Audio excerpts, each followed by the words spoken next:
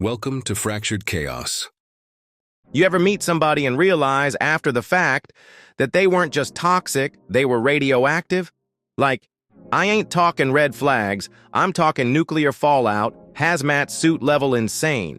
I swear I thought I was dating a woman. Turns out I was auditioning for a psychological thriller I never signed up for. My name's Evan, and this is how my crazy ex-girlfriend systematically dismantled my entire existence. So I met Aaliyah on Instagram back in February. She posted this video lip-syncing to Summer Walker, looking like something straight out of a dream. I slid in the DMs with a, "You got taste in music and cheekbones that belong in a museum." She hit back in like 2 minutes flat. "And you got away with words that belongs in my contacts," she wrote. Smooth. Too smooth. We met up that weekend at this little spot downtown, half coffee shop, half vinyl store. Real talk. It felt effortless, like we'd known each other forever. She laughed at my jokes before I even finished them, knew all my favorite artists, even ordered exactly what I was thinking about getting. At first, she was everything.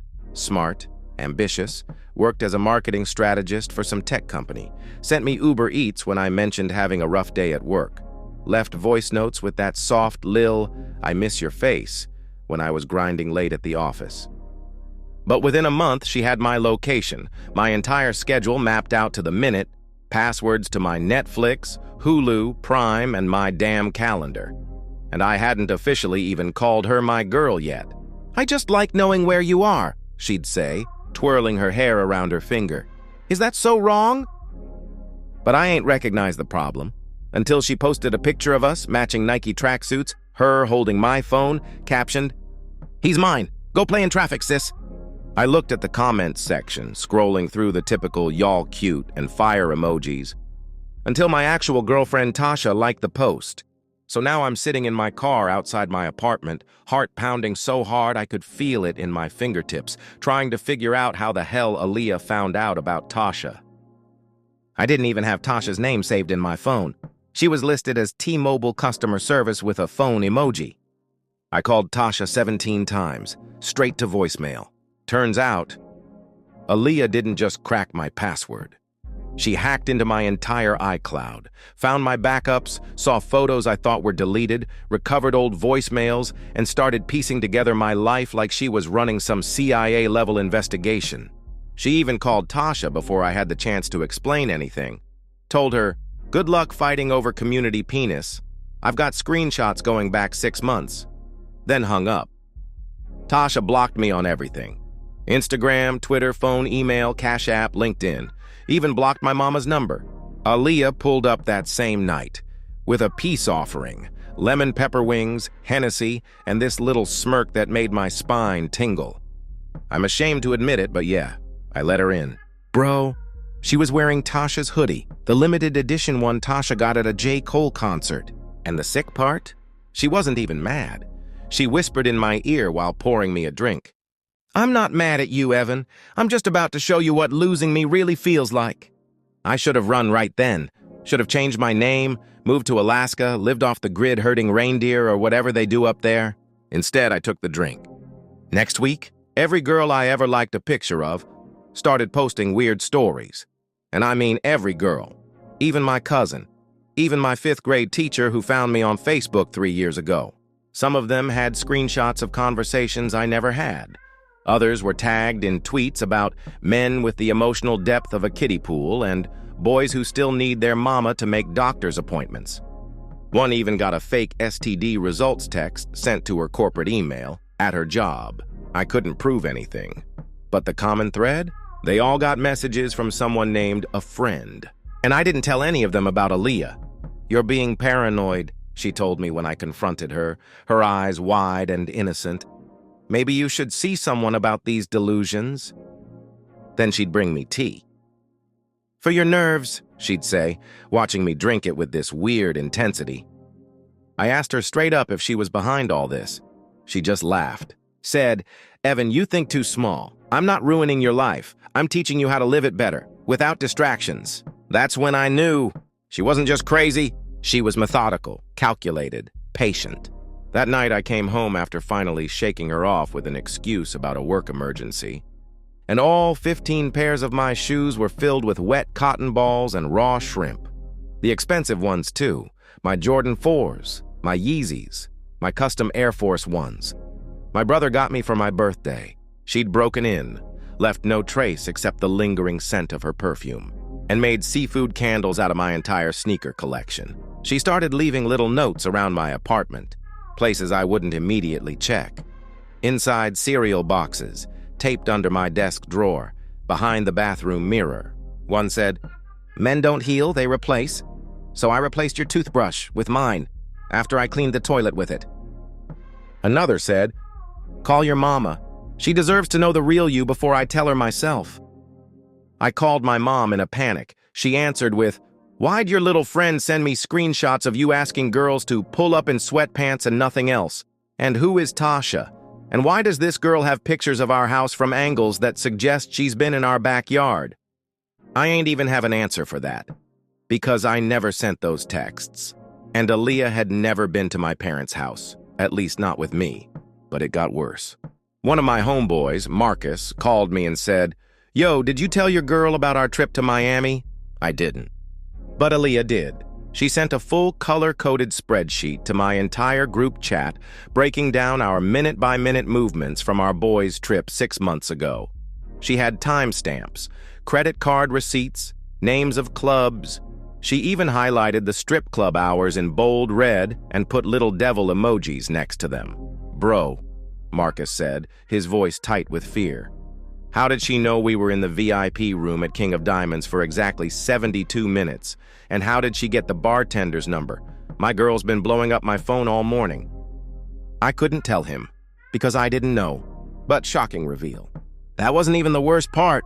Aaliyah had somehow gotten hold of ultrasound photos and sent them to my job's HR department with a note saying, "Evan Thompson refuses to acknowledge his unborn child. This is the 3rd time he's asked me to take care of it, and I'm reaching out because I'm scared for my safety." I got called into my boss's office the next day. Had to explain that I wasn't someone who abandoned pregnant women, that I wasn't even sure if she was pregnant, that this woman was not stable. My boss, a woman with 3 kids and 0 tolerance for deadbeat dads, looked at me like I was something she'd scraped off her shoe. "Take some time off," she said, "until this personal matter is resolved." I had to go ghost. Turn off locations, block numbers, changed my gym, new barbershop, switched coffee shops, started parking 3 blocks from my apartment and walking the rest of the way. I even stopped posting online completely, deactivated Instagram, Twitter, Facebook, told my friends not to tag me in anything. For 2 weeks, I thought it worked. The silence was beautiful. Terrifying, but beautiful. But then, she emailed me from an address I didn't recognize. Subject line: "Final goodbye, or maybe not. Your choice, Evan." The message? "Check under your bed. That's my last gift to you. Depending on how you respond, we'll know if this ends peacefully or if I need to introduce myself to your new project team at work. Yes, I know about the promotion you haven't told anyone about yet. TikTok." I hadn't told anyone about the promotion, not even my mama.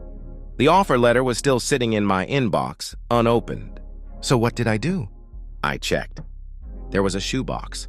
Inside, a burner phone, already turned on, with one message: "Call me, or I show the world who you really are," starting with that folder on your laptop named Tax Documents 2017 that definitely isn't about taxes. I thought about it for 3 hours, paced my apartment, checked for more cameras, considered burning the whole building down and starting fresh. Then I called. Aaliyah answered on the first ring, like she'd been sitting there waiting, staring at the phone. "Hi, Evan," she said, her voice honey-sweet. "Ready to stop pretending you're the victim in all this?" And then she added, "Because if you're done lying about us, I can finally tell you about the camera I planted in your living room, and the one in your bedroom, and the one in your car." My stomach dropped to the floor. I flipped. I tore through my whole apartment like a tornado. And yep, behind the bookshelf, hidden between dusty vinyls I never play, was a tiny camera, the size of a button. In my bedroom, tucked into the smoke detector. And in my car, under the rearview mirror, disguised as one of those little tree air fresheners. I called the cops. Officer Jenkins showed up, looking bored before I even started talking. He took notes, yawned twice, and then said, "Without proof she planted these devices, there's nothing we can do. These are common home security cameras. For all we know, you put them there yourself." I thought I had her corner. Proof of stalking, breaking and entering, harassment. But somehow I was the one looking crazy. Sought the final confrontation. So I took the biggest risk of all. I emailed her back and said, "You win. Let's meet. Let's talk about our future." We agreed on a crowded cafe downtown. Public, safe, witnesses everywhere. I wore a wire. My boy Marcus sat at a table nearby recording everything on his phone. My other friend Darius was outside, ready to intervene if things went sideways. And Aaliyah, she showed up looking immaculate. Hair done, nails fresh, wearing the same outfit she had on when we first met, like she was trying to recreate the beginning. "I knew you'd come around," she said, sliding into the seat across from me. "We're meant to be together, Evan. I just had to help you see it." I played it cool, kept her talking, asked how she did it all, and she confessed. Everything. How she found my location using AirTags she'd slipped into my gym bag the first week we met.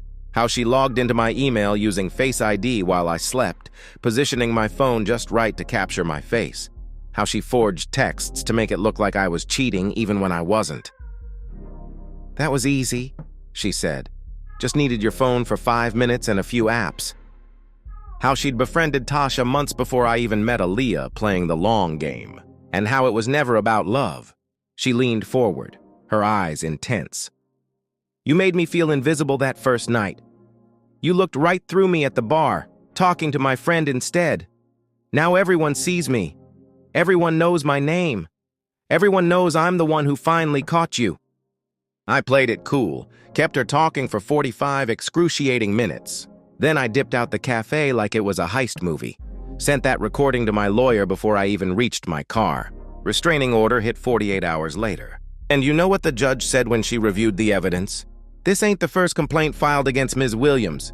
She'd done this before, 3 times. Different names, different cities.